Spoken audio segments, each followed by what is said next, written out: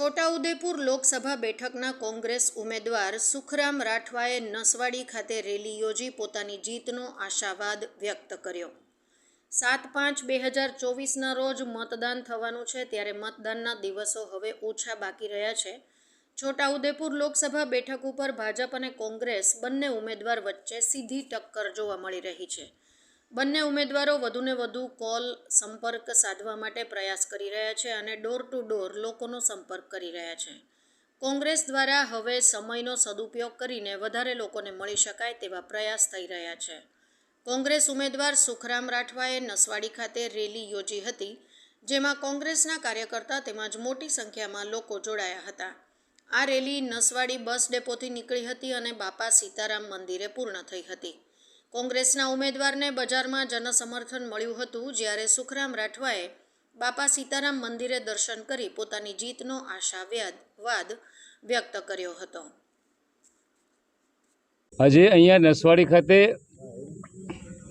તાલુકા કોંગ્રેસ સમિતિના પ્રમુખ ભાઈ શ્રી જગુદાદા અને અમારા રણછોડભાઈ, અમારા તિવારીજી, અમારા કવાંટના ઉપપ્રમુખ ભાઈ શ્રી ગોવિંદભાઈ, આપ પાર્ટીના પ્રમુખ શ્રી વેથિયાભાઈ, બધાની ઈચ્છા એવી હતી કે નસવાડીમાં જઈએ।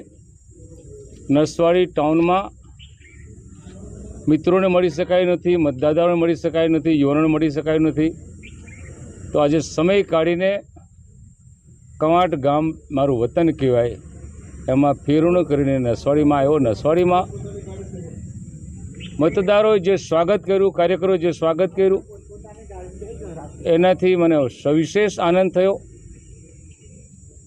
ને છેલ્લે અહીંયા બાપા સીતારામની મડુલીએ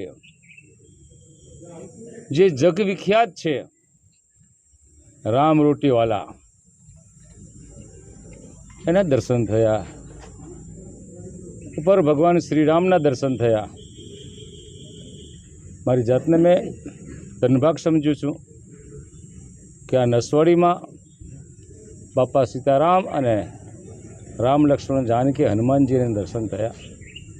મને વિશ્વાસ પેદા થયો છે કે આ નસવાડી ગામ અને નસવાડી વિસ્તારની આજુબાજુના ગામડાઓ હર હંમેશ વર્ષો પહેલાં કોંગ્રેસની સાથે રહેતા હતા, તેમ કોંગ્રેસની સાથે રહીને સંતો મહંતોના આશીર્વાદથી, કાર્યકરોની મહેનતથી 7મી તારીખે જ્યારે મતદાન છે ત્યારે મતદાનના દિવસે કોંગ્રેસ તરફી ભારે મતદાન થશે એવી આશા રાખું।